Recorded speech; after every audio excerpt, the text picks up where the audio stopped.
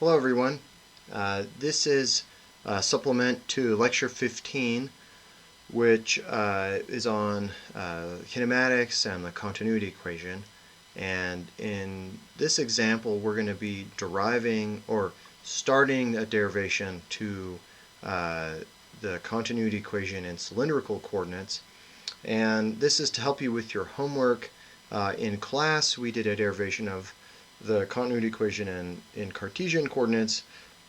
Then there are a couple of tricks to doing the derivation in cylindrical coordinates, so I wanted to sort of walk you through those couple of tricks, but I'm not going to do the whole problem out, so this is sort of just a help. Let me just point out the geometry to you. So to do a derivation in cylindrical coordinates, you need this cylindrical shell. So imagine that I have, a larger cylinder, and I'm going to just take the shell of this and take a little piece out of it, and I'm going to do my derivation on that. So my r direction is pointing out here, and my z direction is into the page. So z goes out in that direction. So I'm going to have my little chunk like that I'm going to look at. And my theta direction is going around this way. So that's my theta. So my coordinates are, I have r, I have zeros at the center. My 0 theta is here. And what I'm going to say is that I get out to r at this point, and I have theta here, and then a theta plus delta theta. So right here, I would have, I don't know if I can write that very easily. This is theta, and up here is theta plus delta theta. Here is r, and out here is r plus delta r. And then z is here, so here I have z, and over here I have z plus delta z. So those are my coordinates. And I need to know, and we'll see why in a minute, I need to know the lengths of these different sides. So these are easy, just like Cartesian coordinates. This one's delta r, this one's delta z, and I have, but when I go in the theta coordinate, it depends on whether I'm at r or all the way out at r plus delta r. So I need the arc length of that side. So the arc length here is r delta theta. That's analogous to say, pi times r, right? If I'm going to do, or pi times d if I'm going to do the whole circumference, right? So this is delta theta r, and normally I would have pi times d, and so that theta would be, the theta there is 2 pi. So this is like 2 pi times d over 2, which is 2 pi r. I guess that would be a better way to say it. So anyway, that's where the arc length comes from. If you don't remember the arc length formula, go ahead and look it up. And out here I have a bigger r, so it's r plus delta r times delta theta. So that's the dimensions here. And to do a balance, remember, I'm going to do iota. Oops, I'm going to make that last one a capital to make it consistent. So iota means in minus out plus generation equals accumulation. All right, so now for the continuity equation, I'm doing this as balance. This is my balance equation. I'm going to do a balance on mass. So I'm going to do a mass balance. And so to do a mass balance, my generation term is going to be 0. I'm not doing any nuclear reactions or anything like that, so this is 0. And so my accumulation term is going to look like something like the time derivative of the mass inside whatever my control volume is. And my control volume is this element I just talked about. And in minus out are going to have mass flow rates in and mass flow rates out. So to do this mass flow rates in, mass flow rates out, we had to be a little more specific. And so I told you that these in minus out terms, we were going to use a flux. So let me just kind of back up. If I wanted to look at in minus out, I had a mass flow rate in general. Maybe I'll just write that up here. If I had a mass flow rate in general, I could write that as the density times the volumetric flow rate. And then I could write that as the density times the velocity times the area, which is great. So if I want to know the density times the velocity times the area in, and the density times the velocity times the area out, well, I'm going to do a little trick where I'm going to say, I'm going to call this guy the density times the velocity, I'm going to call that a flux. Okay?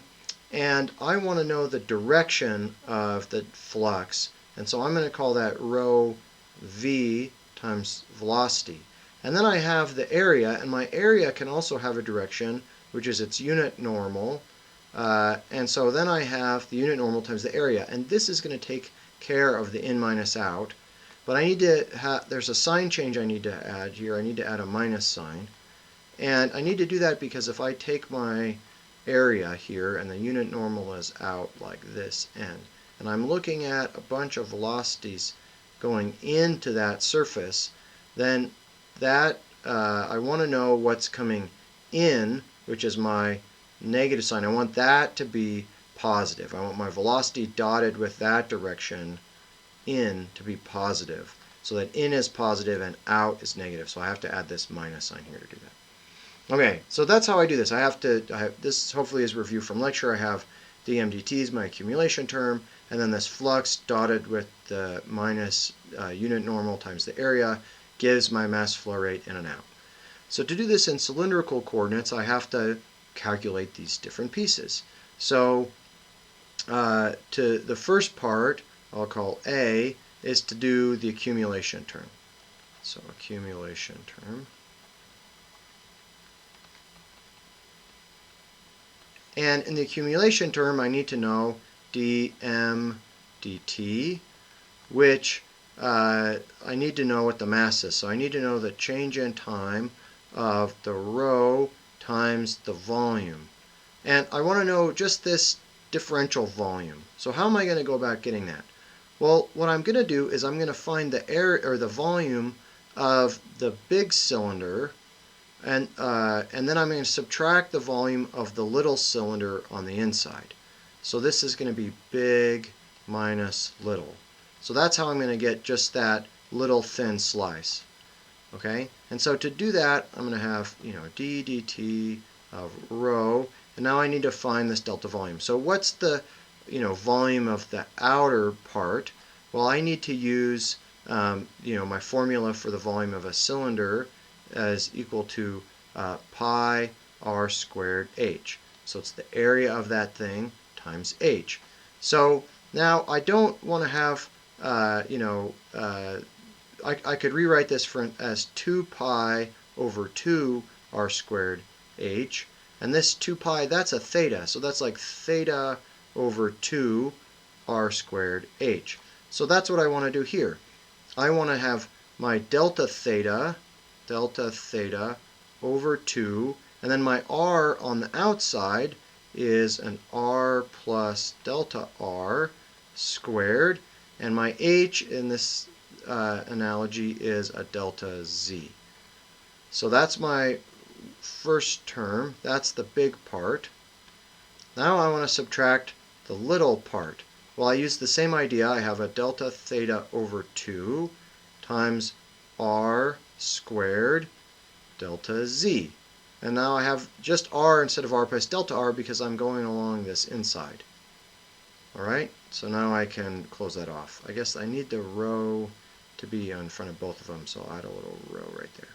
Alright, so now I have d dt of rho, and if I look at this guy, I need to do a little bit of math to get that piece. So I'm going to put my bracket right there, put my parentheses so we know the ddt's around the whole thing, and I'm going to have delta theta over 2, and I'm going to do this quadratic out. I have r squared plus 2r delta r, that comes from doing this twice, plus delta r squared, delta z, minus, I'm going to have pulled the rho out, so I'll have delta theta over 2, r squared, delta z, and I'm going to close my parentheses and bracket. Alright, so now I look at this and I think I have this delta theta over 2, r squared delta z, that's the same as this term. So that one goes away. So now here comes the trick. One of the things I wanted to show you is that, remember, at the end I'm going to take the limit as delta r goes to 0. Well, that means this is a pretty small thing, right? This delta r is pretty small. That means delta r squared is way small. So I can just neglect it. I can just say that that's 0. All right? Because if that one's already small, delta r squared is even smaller. Say delta r is 10 to the minus 4. Delta r squared is 10 to the minus 8. It's so small it can be negligible. All right? And so this guy canceled with that guy. I forgot to cross that term out. And this guy is negligible, and we end up with d dt of rho delta theta over 2 multiplied by 2r delta z. The 2's cancel, and I end up with time derivative of rho delta theta r delta z. All right, so I did the accumulation term for you because it has this trick. All right, for B, for the next step, what you need to do is these other pieces, the in minus out terms, the flux terms. And you have one of these for every side. So you're going to have 6 of them. So if I redraw my little piece here, if I can do it on a computer, not that great, but you get the idea. All right, so if I have my little chunk, I have 6 different sides, and I'm going to label them the same way as I did in my notes, so pardon me while I look over here. So this is going to be side 1, and this is going to be side 2. So side 1 and 2 are in the plus or minus ER direction. So 1 and 2 are plus or minus ER. Side 3, I'm going to say, is the bottom here, so that will be side 3. Side 4, I'm going to say, is in the plus or minus theta direction, E theta direction. And then 5 and 6 are now going to be the front here, 5, and 6 is going to be the one in the back there, 6, and so 5 and 6 are in the plus and minus EZ direction. So I'm going to leave these 2 to you guys. You can do this. Okay, but I'm going to show you a little trick about the R direction that's a little hard. So what I need to do is to find this expression for the R direction, or for faces 1 and 2. So I have rho v dot minus n a, and I need to do that for face 1 and 2. So for face 1, I just write down rho v dot. Now I need to find the unit normal. So if I look at 1 is right there. The outward normal is in the minus direction. So I have minus a minus ER. And then I need to write down the area. So the area is going to equal the arc length times the depth. So that will be R delta theta delta z. So when I put that together, I get rho v dot ER times R delta theta delta z. Well, what's v dot ER? That's just the velocity in the R direction. So that one gets even a little simpler. I get rho VR R delta theta delta z. All right, the next piece would be 2. In this case, now I want to look at the other side. So again, I have rho v dotted minus sign, and now the outward normal is in the R direction, ER. And then I have the now I have to write down the area. The area is of this outer piece, which has R plus delta R times delta theta as the arc length, and then delta z. So if I look at what that one gives me, this minus sign sticks around. So I have minus rho, and I'm going to have v dot ER, which is going to be VR, and I have R plus delta R delta theta delta z. Okay, so those are my 2 faces. Now I'm going to have other faces, but I want to show you one thing that's going to happen at the end that's kind of tricky with these two pieces. So remember, I'm going to write down d dt. Oops, I switched to partial derivatives, which it doesn't matter if you write partial derivative at this point now. So I have d dt rho delta theta r delta z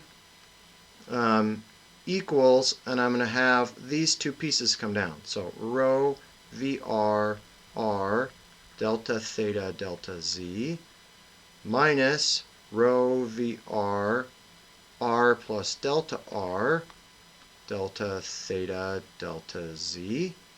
And I'm going to have other terms plus other terms that have, that come from the theta and the z terms, right? You're going to do those. But look, what I do here is I divide both sides by r delta theta delta z. So I'm going to divide that on both sides. So this guy is going to get divided by r delta theta delta z. So when I do that, I get d dt of rho equals, now what's going to cancel? The delta theta and delta z are going to cancel here.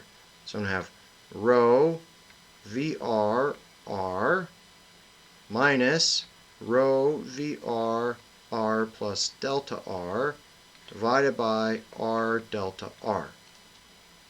Okay, plus the other terms.